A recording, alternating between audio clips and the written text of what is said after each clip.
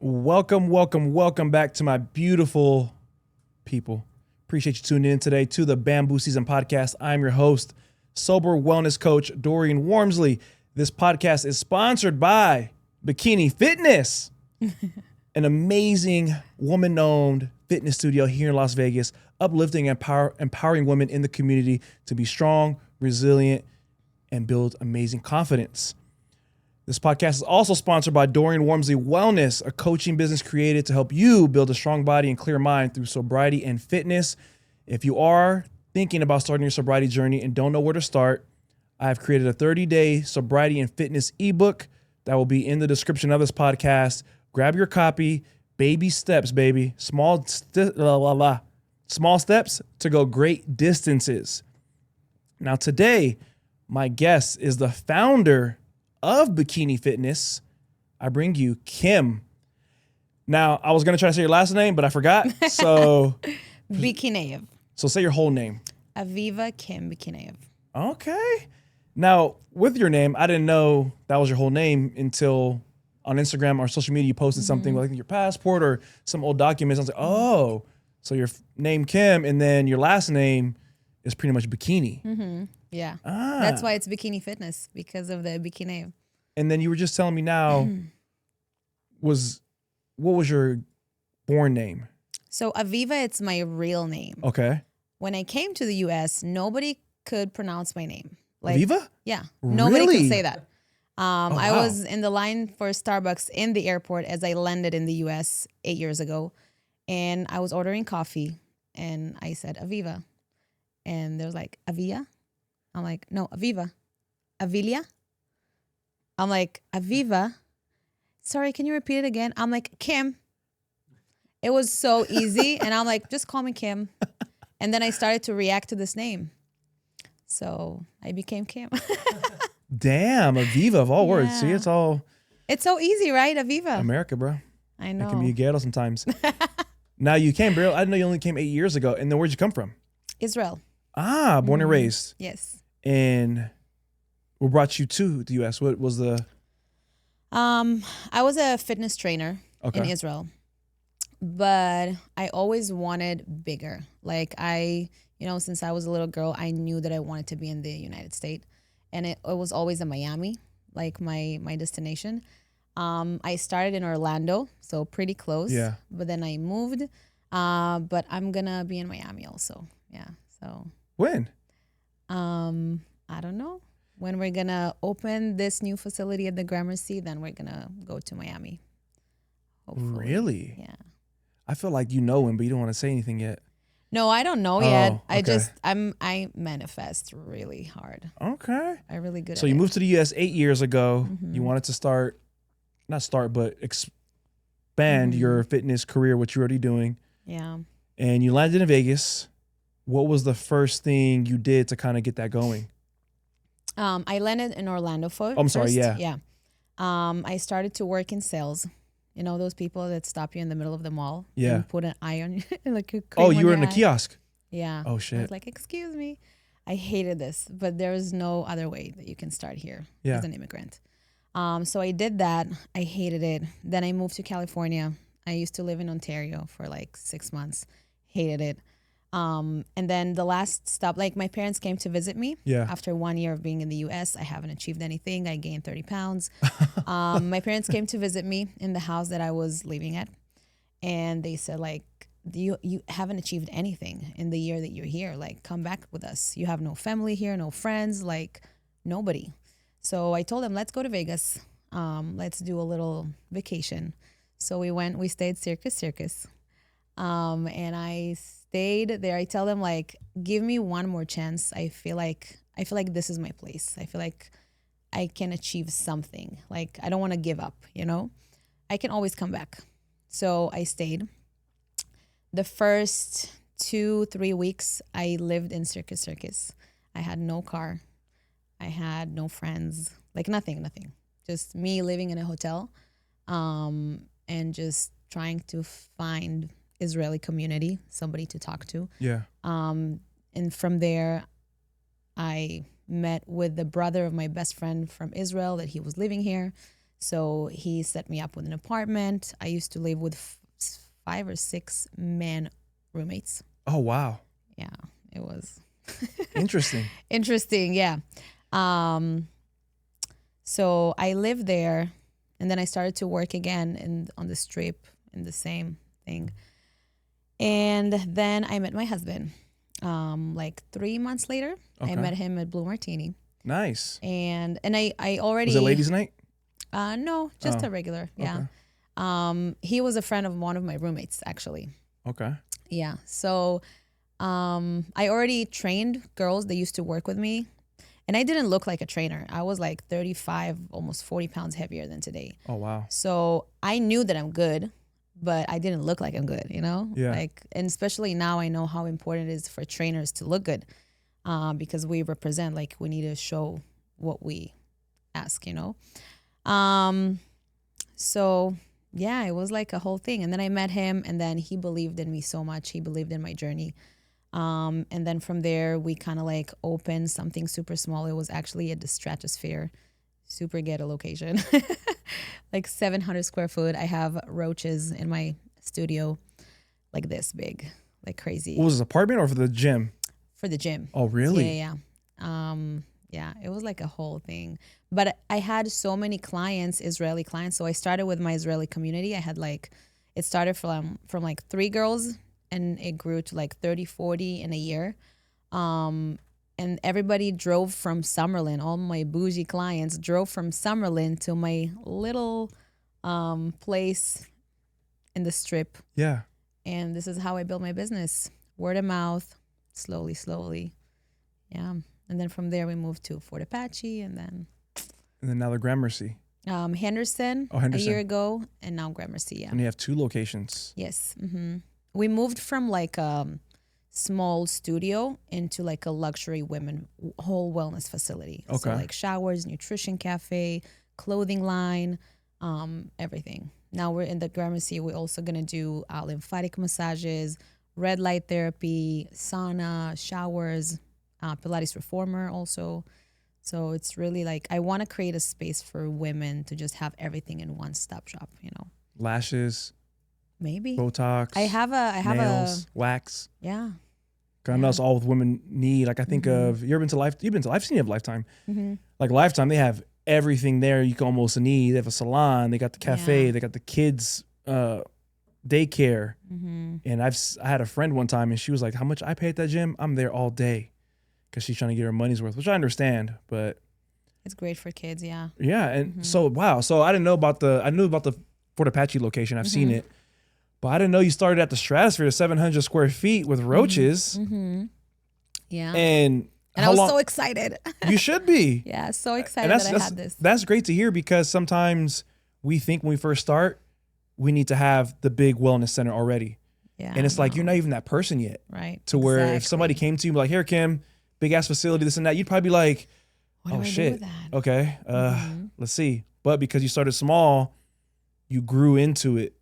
Yeah. Like when you get a baby and you get shoes, you get the baby shoes first. Yes. You don't just get the size 10. Yeah, and everything that I've been through, also like, kind of like you need to deserve it, you know, like you need to go through some stuff to be in that place. People that started following me like a week ago or a month ago, they're like, oh, she's like a whole this success story, like all pink. Like, no, you don't know that I used to work in a gas station in Israel, writing down the name of the business that I'm going to have one day. Like, you don't know all that. You don't know that I'm hustling in the last 10 years, working 16 hours every single day to be where I'm at. And when I came here also, I didn't know English. I learned English. I was just about to ask you that, if you knew English when you came or not. No.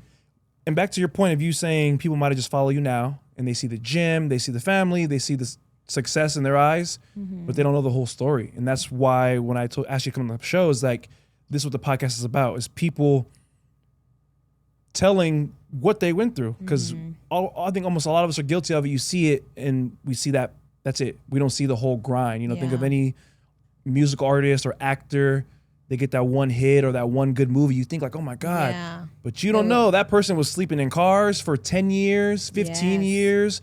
They wrote many songs that didn't work, and they finally got that moment. And it's unfortunate the way social media is, because then people feel like, I'm sure you know of instant gratification. They see you now and they think, oh, I can do it tomorrow. Bro, she did this 8 years in the making in a whole nother country with no English. So when you came here and didn't know English and you were struggling the first few years, like your family came, they said these things, you've gained weight, you were lost. How did you feel? In the first year, like a failure. Really? Yeah. But here's the thing. I felt like I'm just not doing what I'm supposed to be doing. I always felt like I was born for more than that. And even now, I know, like, if I'm going to share with you what my life is going to look like in a few years, you're going to tell me, like, oh, that's a big thing, But it's the same thing, like, in Israel, before I came here, I sit with my girlfriends in a coffee shop before I flew. And I told them, I'm going to have a women-only gym in the United States. And they were like, laughing. Yeah, right, okay. And I was like, watch me. So then my first location, when I opened it, I posted it, and it was like a ghetto location. But they were like, I cannot believe that. You said that. Wow. And today they're like, oh, my God, I don't know where you're going with that. Like, that's crazy.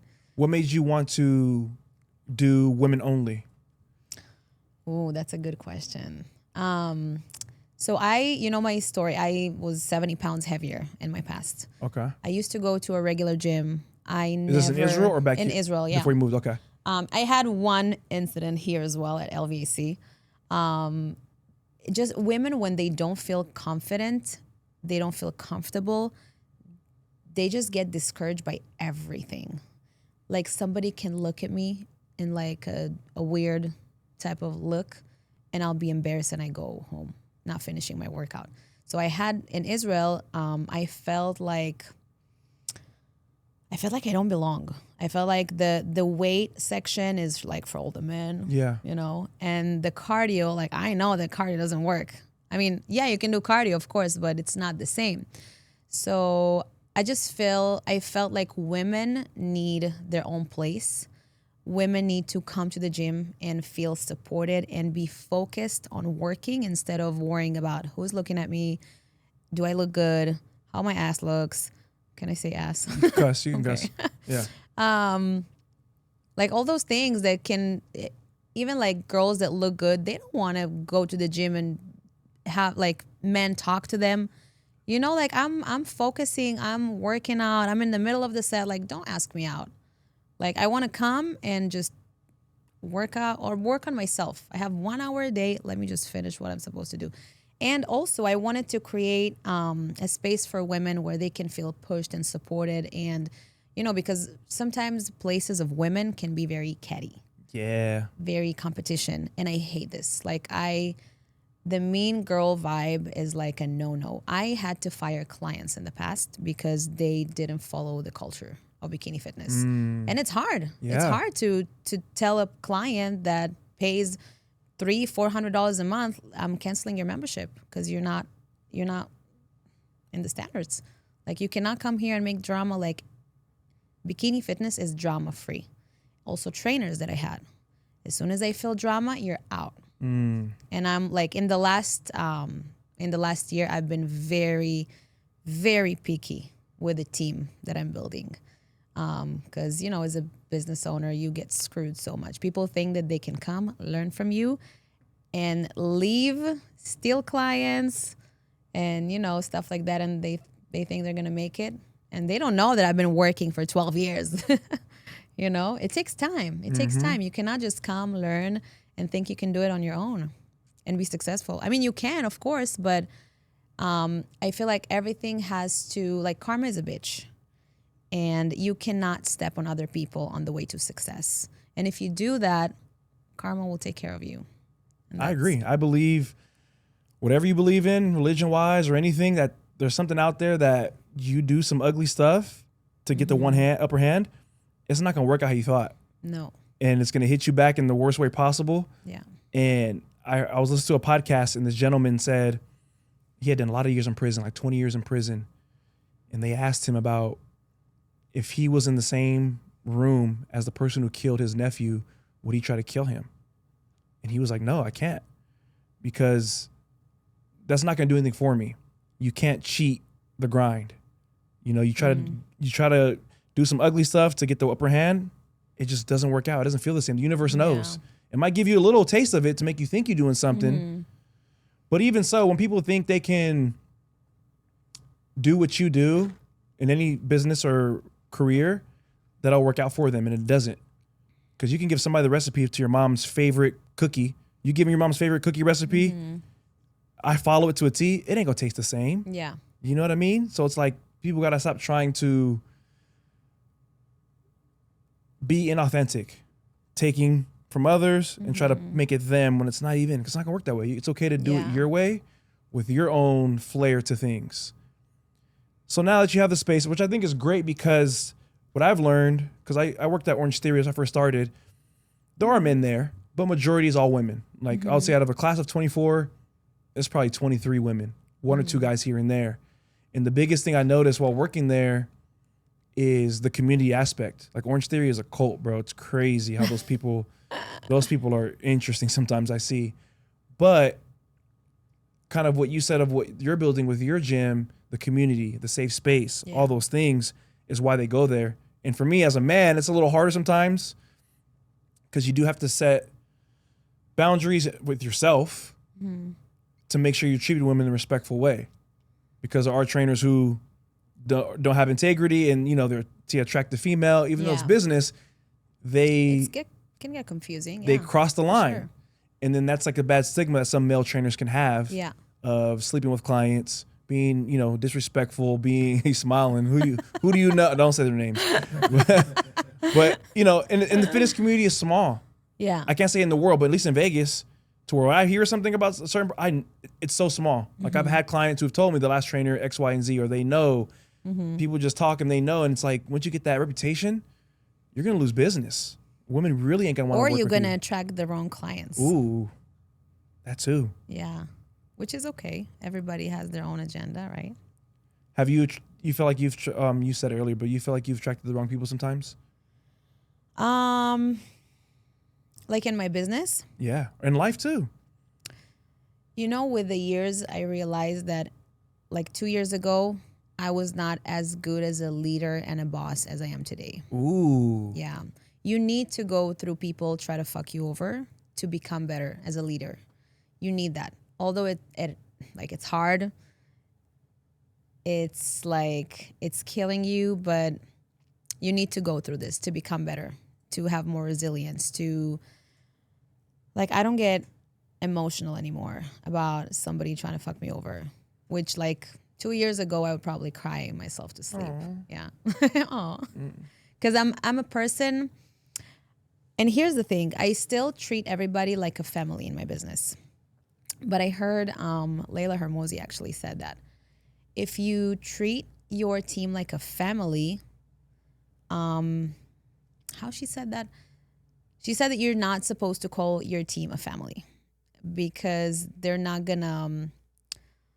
How she said that? They need to be called a team, not a family. Okay. And this is what I've changed. Yes, I'm kind. I'm honestly to my team, I'm gonna give them everything. They know that I'm there for them, but you need to respect me. If 2 years ago I would be trying to do everything nicely, and now I'm hey, no, love you, but no, so yeah, I feel like I've learned a lot in the last year. Also, I would say I had a big shift in my business last May, almost a year ago, and I've learned a lot. And also something that I've learned is that what's with the thing that everybody wants balance in their life? Mental health, balance. I'm overworked. No. What are you doing? Why are you chilling so much? You're not where you want to be in life. And some people, I get it. You don't want to, work or achievements or even money. It's not something that is part of your goal. Fine. But what do you do? Do you know what I mean? Yeah. So I'm glad I didn't expect you to say that, but because I'm not into balance. That's how I feel. I've said it before on my podcast. I've been around people who I'll consider a friend, and he would say these things like, man, I got to have my balance of this and this and that. And I'm like, if you say so, I guess the people who I see as greats and what they do, the Kobe Bryants, the Tom Brady's, those people Nobody had fucking balance. Everybody wants to be Mamba mentality. Everybody wants to be Tom Brady. But go listen to their interviews. Go listen to their careers. Yeah. There was no balance. There's got to be a time of imbalance where you're locked in on what you're doing. Mm-hmm. You're losing sleep. You're doing things you need to do. Yeah. Then at some point, it'll shift the other way to where that hard work, like you said, you did 16 hours at a gas station in Israel for years. Mm-hmm. Now you have a wellness facility too. Not saying you can chill now, but that unbalanced time has paid off. I don't know what's wrong with people. They, like I said, they see Instagram, they see things, they think, and what sucks is that some people can make it overnight. They get that one viral hit or that one whatever, they can get what they think is success. But that shit don't last, man. Mm-hmm. That shit don't last. Viral clips come and go like this. And I see too many people trying to make content to go viral. Mm-hmm. Like they're trying to go viral as opposed to being authentic and letting it just go by itself. Yeah. And you can't keep up with that for too long. You're just a bag of tricks and people see through that. And that kind of content or impact is not going to last long. Yeah. Oh, something else I was going to say to you. You know, in Israel, there's no such a thing. Well, now there is, I guess, with the years. But when I grew up in Israel, there's no such a thing as like, oh, I have mental health issues. I have anxiety. I never heard about anxiety until I came to the U.S. And in Israel, trust me, you're going to have anxiety, you know, like all the wars and everything that is happening there. I've never heard about this term anxiety. I never knew what is this until I see like another person. Oh, I have anxiety. What is anxiety? You know? And I feel like, I don't know if I should say that. Say it. Americans are very soft. Mm-hmm. I agree. And I don't know why, but I feel like immigrants that are coming from other places, they're so hungry. They're locked in. And I can see it in the difference. Like I see my employees that are immigrants and I see the employees that were born and raised here. Completely different hustle.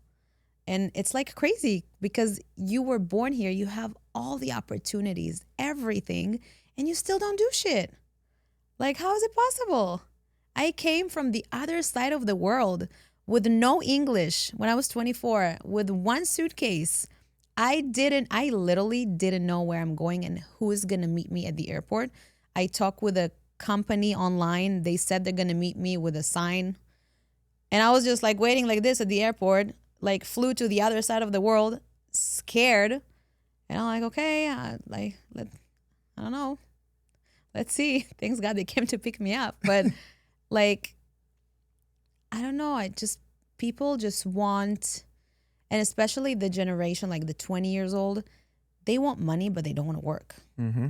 They don't want to put any effort. And I'm not talking about like my team. My team is amazing. I'm talking about like people in general. You know, I do interviews, I do trainers auditions. Like nobody wants to work, but they all want money. How is it possible? Like, what are you praying for? What? No, I agree. You know?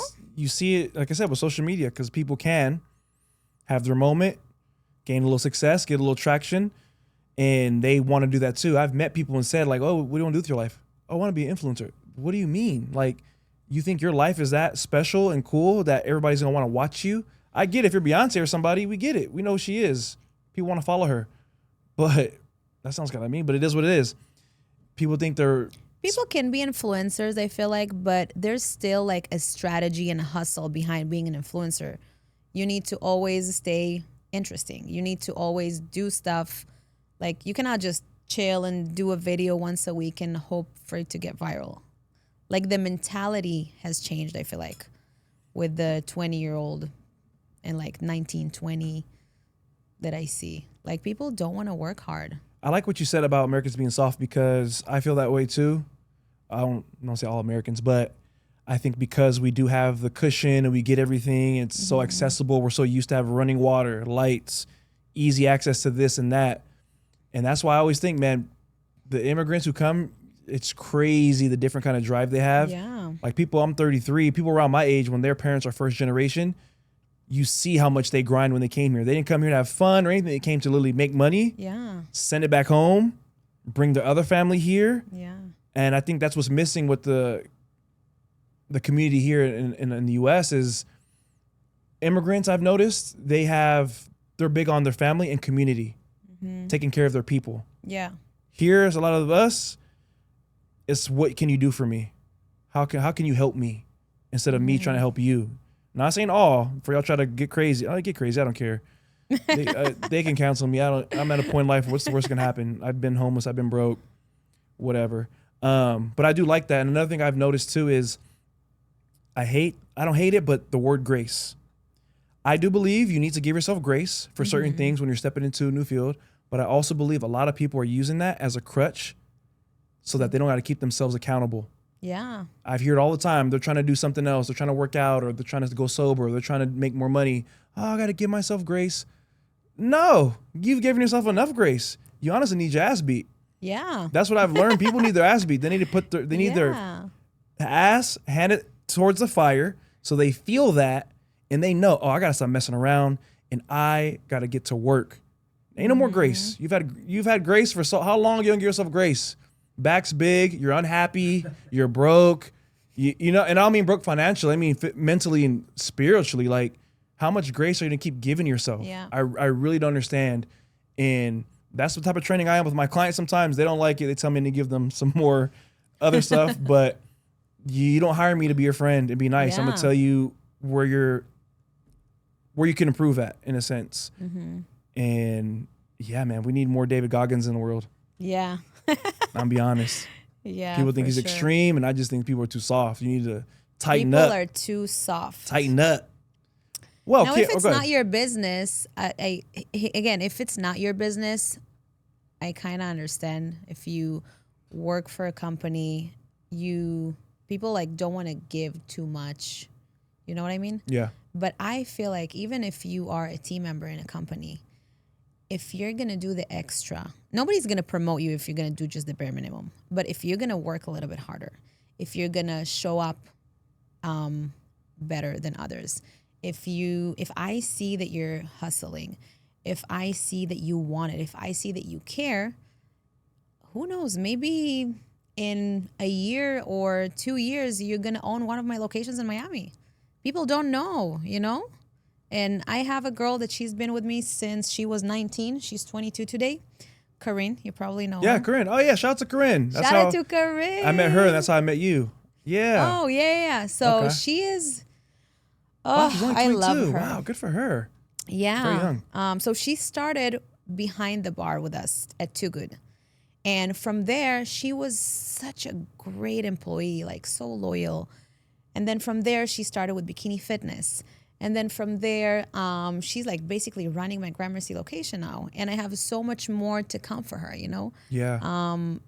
This is what I'm saying. Like, if you put the extra effort, whenever there's a promotion, guess what? You're going to be the one. Whenever there is an opportunity, you're going to be the one. The people that are doing just the bare minimum are never going to get to nothing in their life. And like the mindset, even when I was a worker like in a different company, I was always my best self. I never half-ass anything that I do.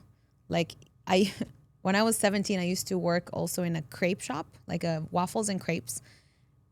In like 2 months, I became a manager because I did the crepes the best. Yeah. I did, like, my service was the best. Everything that you do, I think as a person, you need to do it the best. If you're a server, make sure you're the best server.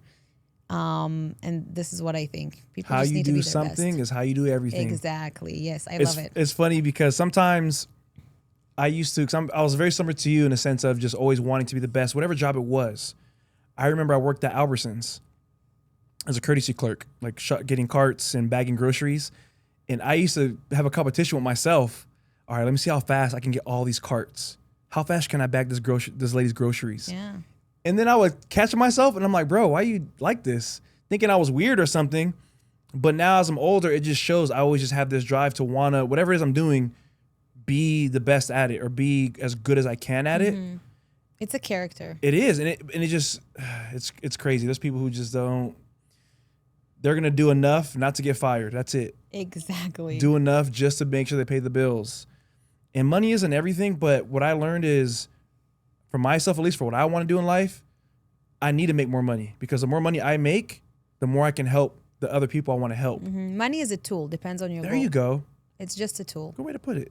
It's just a tool to get you where you need to go. Yeah. A vehicle, take you to your destination. Yes. And the destination will always change. You might not know the route, but you know where you want to go.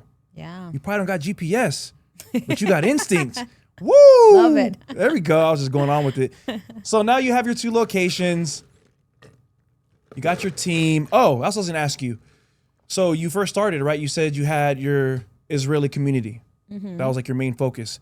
How or when, how was it able to, because I've seen your, on Instagram, I know people who go to your gym. It ain't just Israelis.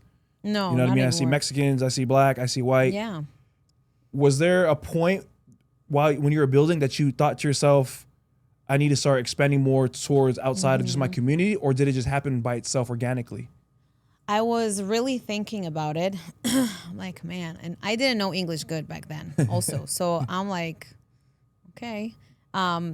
So my Israeli clients, they used to work in companies, and there's like people that are not Israeli there, you know?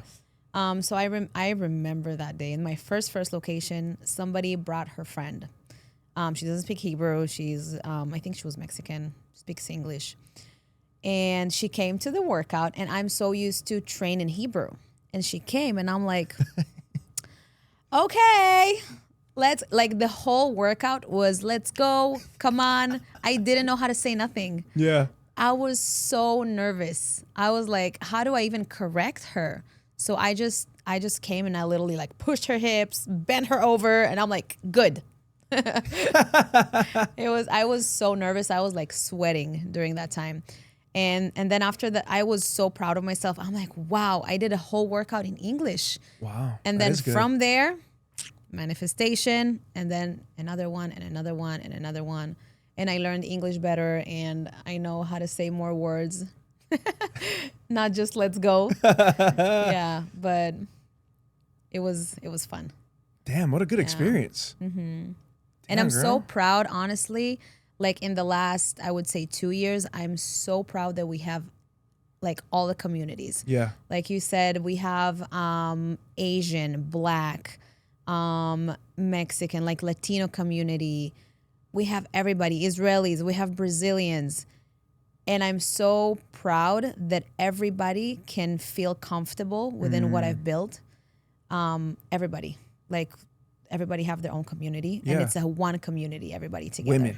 Women. Just women empowered, building Yes. booties and confidence. And it's also a great network. Bikini Fitness, it's not just a gym.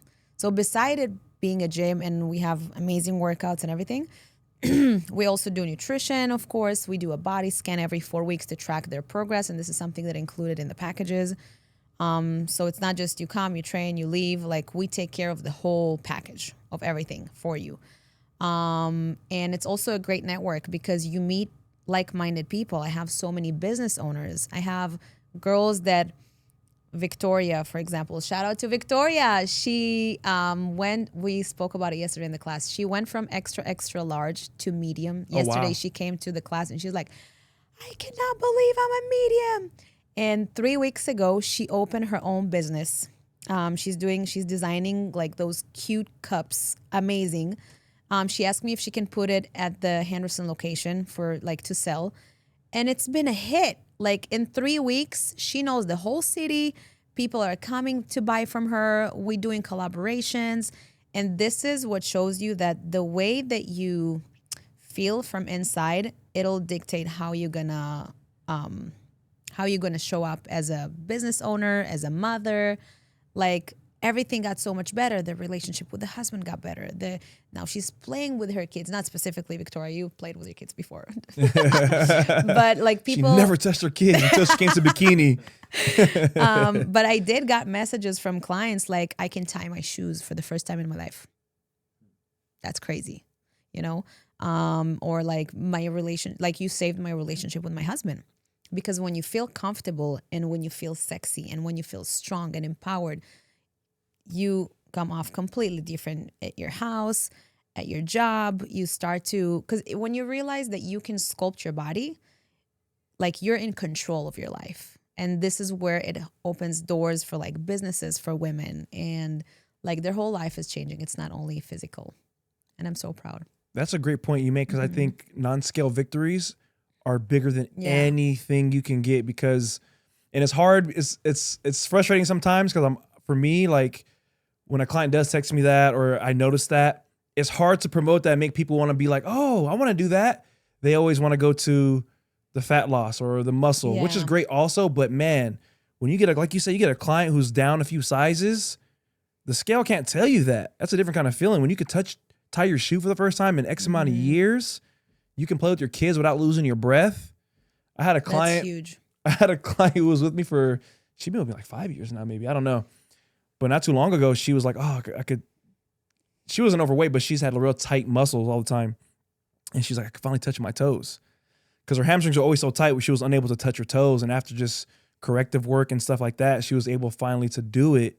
And I was excited for her, because I'm like, damn, we've been trying to get this down for years. And yeah, shout out to Raquel. She's been with me for she's my long time clients, like 5 years now. Oh, she's a loyal. Yeah. I love it. She says it because she's a Leo, but I don't know. Anyways. Leos are loyal? Allegedly. Oh, okay. Yeah. Yeah. I think she's just a good person, but happens to be a Leo.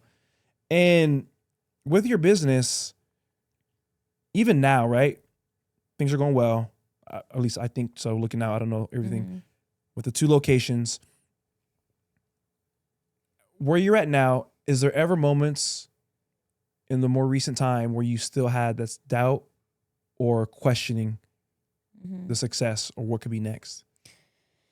Yes. Why? Not questioning. My vision and my goal are very clear to me. Yeah. But when your bills start at $70K a month, you have a little pressure on you, you know? It's not questioning the whole thing. It's questioning like myself. How can I become better? Again, better leader. How can I become a better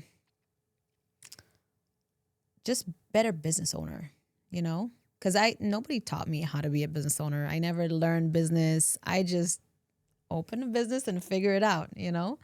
But yeah, there's a pressure when your month starts in $70K. And it's just gonna grow from here, you know? It's not going backwards. More money, more problems. Exactly. Yeah. So you just need to be mentally ready for it's so crazy. I saw this post on Instagram a few days ago. Entrepreneur life. Monday you have $2 in your bank account. Wednesday you have 77K. And then Friday you have $5 in your bank account. And I'm like, oh my God, this is so accurate, because gotta pay. Boom. And the facilities are like crazy, you know. But I knew what I'm going for. So, but still, sometimes it's like hard to go to sleep at night. If it's like, now we don't have that, thanks God. But like I said, we had a transition like a year ago. We had some changes in the business as far as like the team, the way that we do things. We changed the whole system. We've built systems. I had times where like a day before payrolls, I would sit like this and I'll say, how do I pay my team tomorrow? I don't know. And you figure it out, you know? You figure out, you execute. And it's not like $500, $1,500. It's a team. Yeah. I'm feeding right now almost 15 families. So when you know that so many families depend on you and on your skills and on your drive, it's not only about my goal anymore. It's not only about, oh, let's make Aviva be the queen of Bikini Fitness. Like, no, it's not about this anymore. That's it. It's not there. Now it's about how can I build and provide a place for my team to build their own dreams? Because if if what they can see in my business, it's only how I fulfill my dreams, they're not going to stay for long. I need to find and build a place for them where they can achieve their own goals through this vehicle that is Bikini Fitness. And this is what I'm working on. This is why my trainers have 4 different streams of income. I always think about how I can help them grow more.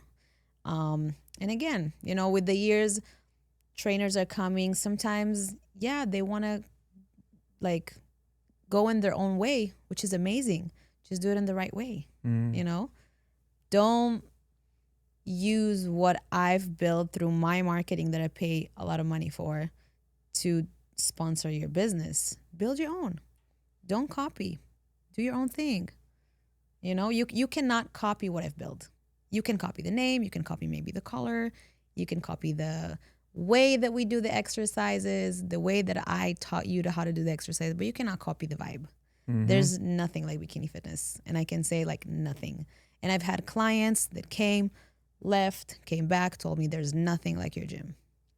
So it speaks by itself, Yeah, I agree. Well, I haven't been, I'm not a woman, but I agree the point. I agree what you're saying of people trying to copy or anything like that. Because even like when I worked Which at is a compliment, right? Yeah, it's great because it is a compliment. When people try to copy or try to do it, it means you got something that works and they want to try to do the exact same thing. Like even like working at Orange Theory for years, there's been a lot of other gyms that try to do the same type of heart rate thing and copy, and they don't last, and it's not the same. And it's like, I guess it's hard, especially with fitness. It's like, it's hard to niche yourself because there's everything. There's something for everybody everywhere now. Yeah. But what I think people need to focus on is the culture and how you make people feel.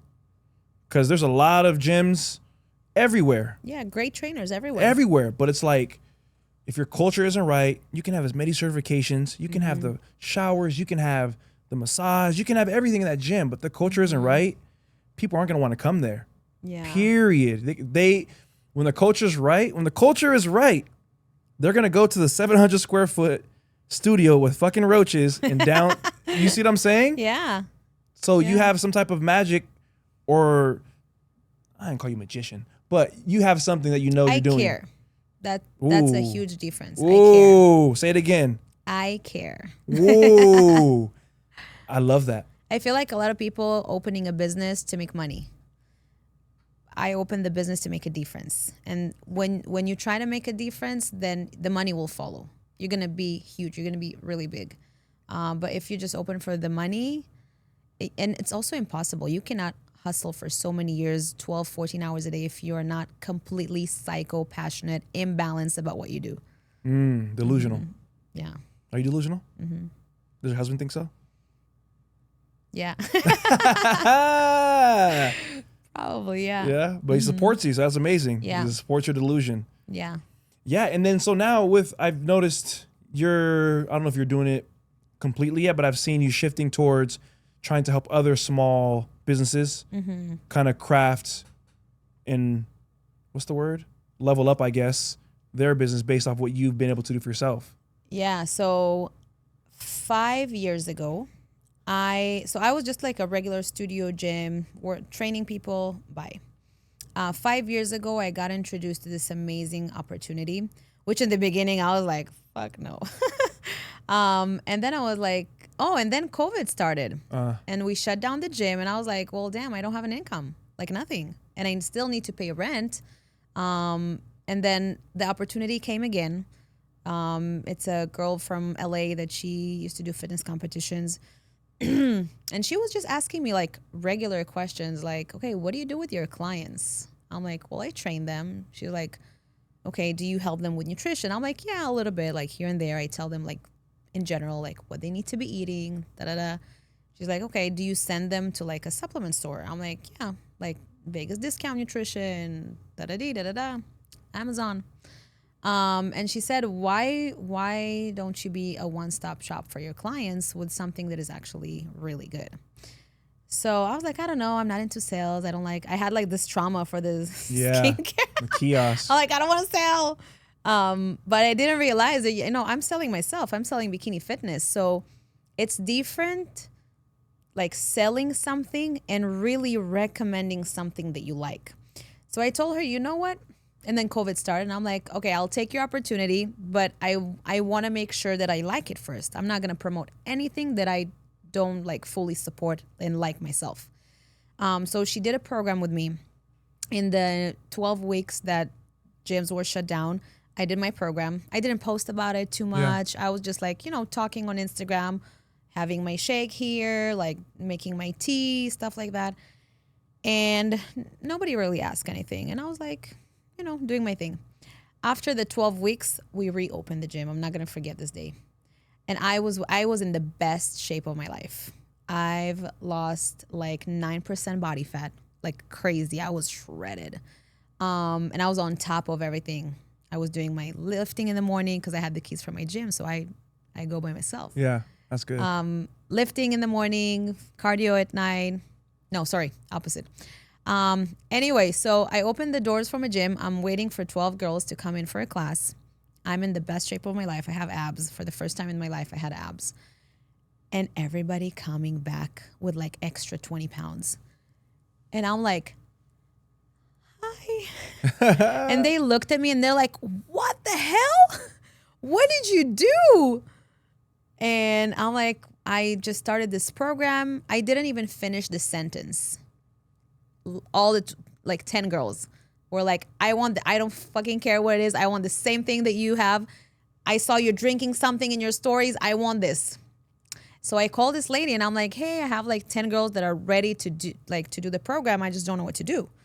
And she told me, great, here's your business opportunity. And now I'm going to show you how you can provide for them the same results. And instead of them going to Amazon or brick and mortar stores to buy supplements, they're going to get it from you with your guide. And it's something that is good for them, sponsored. Like athletes are sponsored by the company, Cristiano Ronaldo. Like if it's good for Cristiano Ronaldo, it's good enough for me. Number one athlete in the world, which by the way, now he partner up with the company. Oh, nice. So instead of being a sponsor athlete, he partner up and we're going to have some amazing things. But anyway, so I started this and this is how everybody wanted that magical shake. But we all know it's not nothing is magical, right? It's just, I feel like what I was able to do is help women have more convenience in their nutrition program while still enjoying things that taste good, making waffles, making pancakes, drinking a shake that tastes even better than a Starbucks Frappuccino, but also has the protein, the nutrients, the vitamins with a very small amount of calories and sugar. It's also good for people that have diabetes. So it was like hitting all the checklist, And I was just helping my clients. Since we started that, this is where I was able to double my income. And this is where the whole thing started for me with opening luxury facilities. One of my clients was my partner today, Kathy. Shout out to Kathy. She was my client. She got amazing, amazing results. She fell in love with Bikini Fitness. She fell in love with the supplements, the nutrition program. And then she moved to Utah. And a year and a half, we were still talking. She was still using the supplements, doing the plan. But then she told me, listen, I haven't found anything like Bikini Fitness. It's crazy. Like, I really want to do something about it. So she came to Vegas. We said we'd talk at Too Good, actually. She was very intrigued by the nutrition bar that we did. Like, I took the idea of, so think about just supplements into a nutrition cafe that serves breakfast. And now we have in every location, we have a bar, like a little restaurant. Yeah. So she loved this idea. Long story short, we partner up and we opened Henderson together. And now we're opening the Gramercy together. Opened already Gramercy, but we're still building the rest. And now I'm helping other gym owners to duplicate my system. Because gym owners are broke. I cannot stress it enough. Like, I know gym owners have ego, okay? We have a lot of ego, so we're not gonna admit it that we're broke. In my career, I was broke so many times. And still I have days that I'm broke. You know, when you put so much money and you invest, and there's still days that we all need extra income. If this extra income aligns with helping your clients, creating a community, helping other coaches duplicate what you do and help them, it's a win-win situation for everybody. So now I work with 3 different gym owners that it's actually women gym. One of them, she's like skyrocketing. She's in California, Madera.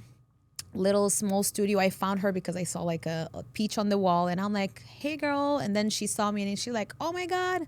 So I'm able to help somebody to go from 700 square foot with roaches to a wellness facility by doing the same steps that I did, and be a one-stop shop for the clients, and be a community, and do challenges. Every month we're giving away $10,000 to 10 winners with the best body transformation, and they can promote it as their own when they join.